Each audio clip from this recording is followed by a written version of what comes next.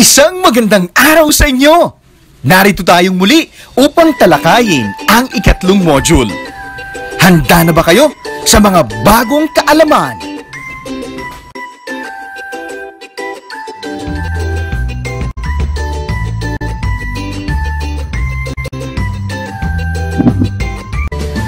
Subukin natin ang iyong kaalaman. Panuto! Basahin at unawain mabuti ang mga tanong sa bawat item. Piliin ang titik ng pinakaangkop na sagot at isulat sa sagutang papel. May 5 segundo ka. Unang bilang. Ang karapatan ay kapangyarihang moral. Alin sa mga sumusunod ang hindi ibig sabihin nito? A. Tao lamang ang maring makinabang dito dahil tao lang ang maring makagawa ng moral na kilos. B. Kaakibat sa karapatan ng tao ang obligasyon na igalang ang kapwa. C. Hindi nito maapektuhan ang buhay sa lipunan o bansa. D. Hindi maaring puwersahin ng tao ang kanyang kapwa na ibigay ang mga kailangan niya sa buhay.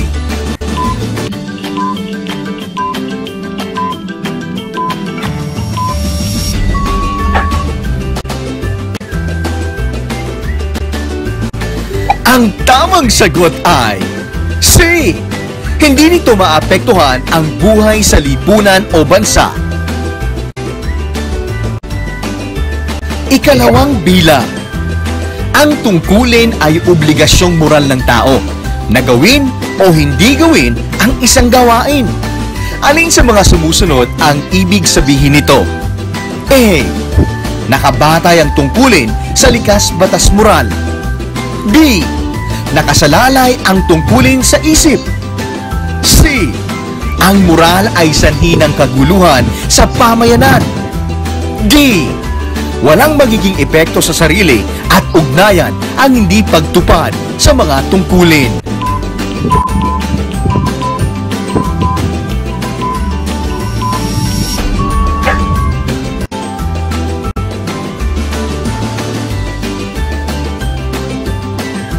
Ang tamang sagot ay A.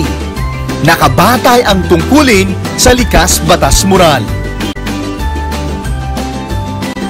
Ikatlong tanong. Ano ang kahulugan ng pahayag ni Scheller na kailangang hubugin ang sarili tungo sa pagpapakatao upang matupad din ang pamayanan, pamahalaan o lipunang kinabibilangan niya ang tungkulin ng paglinang ng pagpapakatao? A. Kailangang magbigay ng serbisyo ang pamahalaan bago mahubog ng individual ang sarili. B. Hindi makakamit ang kabutihang panlahat kung may mamamayang hindi tumutupad sa tungkulin. C. Kailangang tuparin ng bawat tao ang kanyang tungkulin upang magampanan ng lipunan ang tungkulin nito sa tao. D. Mahalaga ang pananagutan ng individual na maging mabuting mamamayan.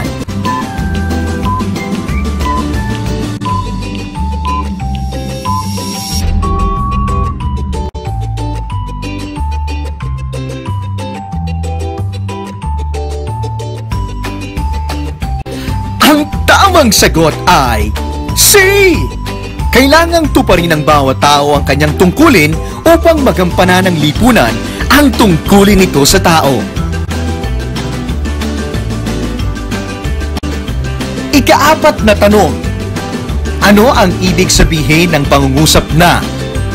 Ang panawagan ng karamihan tungkol sa mga karapatang pantao tulad ng karapatan sa kalusugan, sa bahay, sa trabaho, sa pamilya, sa kultura ay labag sa katotohanan at panloloko lamang kung ang karapatan sa buhay ang pinakabatayan at pangunahing karapatan at kailangan para sa lahat ng iba pang karapatang personal ay hindi may pagtatanggol ng mas mataas na antas na determinasyon. A. Kailangang ipagtanggol ang panawagan sa mga karapatang pantao. B. kailangang gamitin ang lahat ng karapatan upang maipagtanggol ang mga batas na nagtataguyod ng paglabag sa mga karapatan sa buhay. C. Pangunahing karapatan ang karapatan sa buhay. D. Isang paglabag sa likas na batas moral ang pagsang-ayon sa plano ng pamahalaan.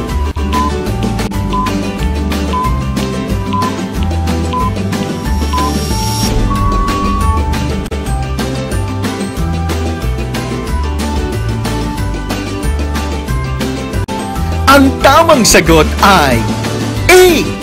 Kailangang ipagtanggol ang panawagan sa mga karapatang pantao. Ikalimang bilang. Alin ang batayan ng pagiging pantay ng tao sa kanyang kapwa? A. Dignidad. B.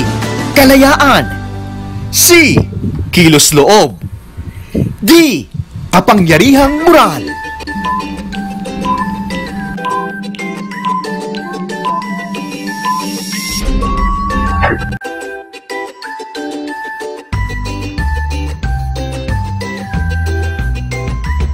Ang tamang sagot ay A. Dignidad. Ilan ang nakuha mong score? Huwag mag-alala kung ito ay mababa dahil may aralin pa at gawaing pagsasanay upang lalo mong maunawaan ang ating paksa.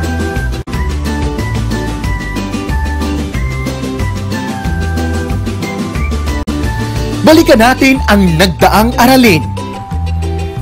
Isulat sa kahon ang uri ng paglabag sa karapatang pantao na ipinapakita sa larawan.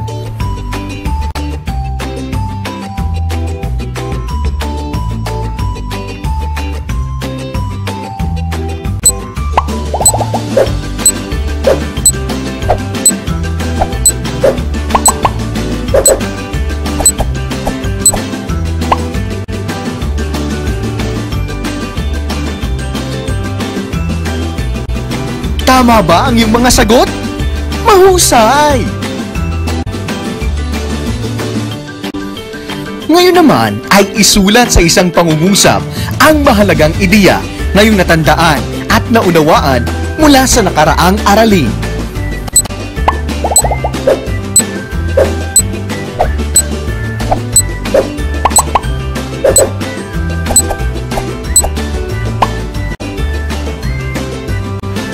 Dumako na tayo sa bahaging aralin. Puna ng patlang upang mabuo ang diwa ng sanaysay tungkol sa karapatan bilang kapangyarihang moral. Ang iyong sagot ay maaaring likas na batas moral, karapatan, puwersahin, pagsisisi, obligasyon, tao.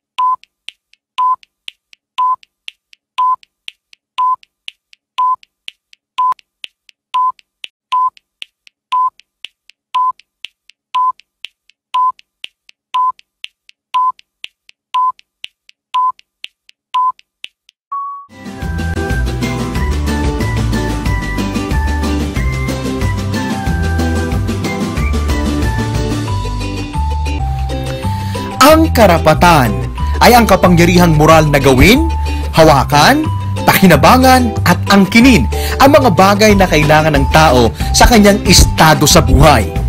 Moral ito dahil hindi maaaring puwersahin ng tao ang kanyang kapwa na ibigay sa kanya ng sapilitan o puwersahan ng mga bagay na kailangan niya sa buhay. kaakibat sa karapatan ng isang tao ang obligasyon ng kanyang kapwa na igalang ito. Kapag nilabag ang karapatang ito, magkakaroon siya ng damdamin ng pagsisisi. Bilang kapangyarihang moral, ang karapatan ay pakikinabangan ng tao lamang dahil tao lamang ang makakagawa ng moral na kilos. Dahil sa karapatang ito, may obligasyon ang tao na akuin at tuparin ang kanyang mga tungkulin. Nakabatay ang mga karapatan sa likas na batas moral. Ito ang batayan ng mga karapatan na itinakda ng isang lipunan o pamahalaan.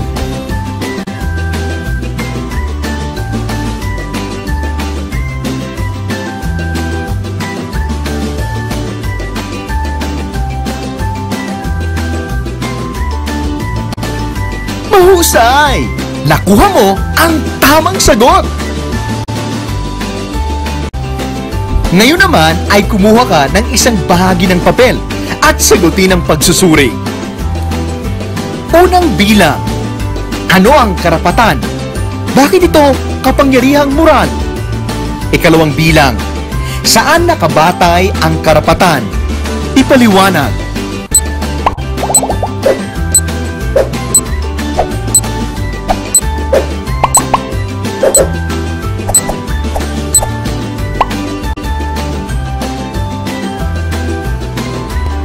Ipaliwanag sa iyong sariling pagkaunawa ang mga sumusunod na pahayag. Ayon kay Max Scheler, kailangang hubugin ang sarili tungo sa pagpapakatao upang matupad ng pamayanan, pamahalaan o lipunan ang tungkulin ng paglinang ng pagpapakatao.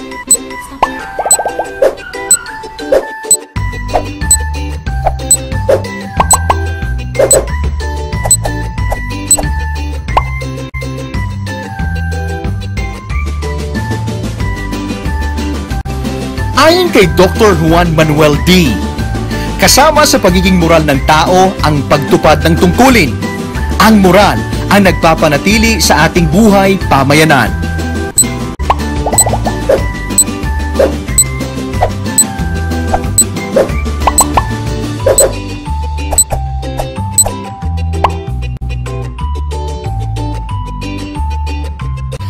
Ayon kay Santo Tomas de Aquino, may 6 na uri ng karapatang hindi maiaalis sa tao. Karapatang mabuhay, magkaroon ng ari-arian, mag-asawa, maging malaya, sumamba, at maghanap buhay.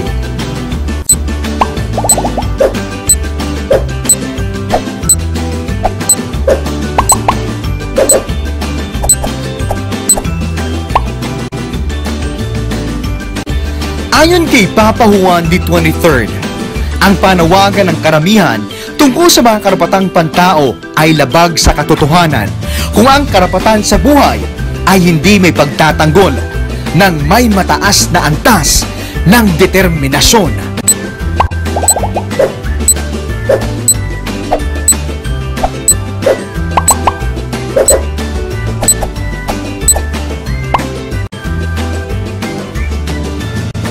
Kahanga-hanga ang iyong mga sagot!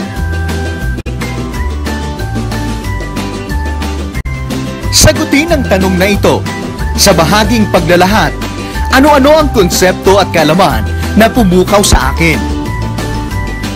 Tungkol sa karapatan, tungkol sa tungkulin, tungkol sa paglabag sa karapatan. Ano ang aking pagkaunawa at realisasyon sa bawat konsepto at kaalamang ito?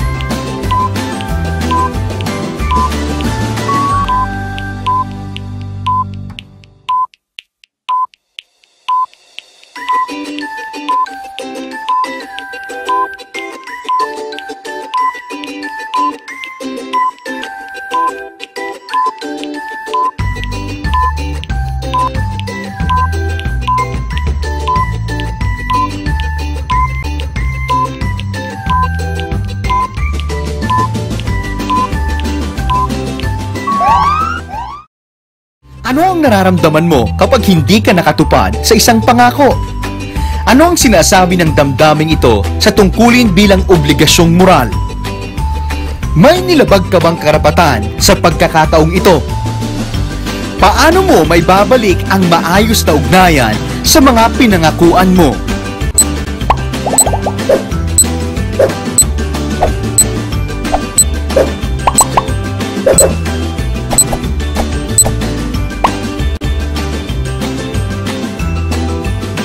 Kunin ang iyong learning packet at sagutan ang mga gawaing pagsasanay para sa mga karagdagan pang kaalaman.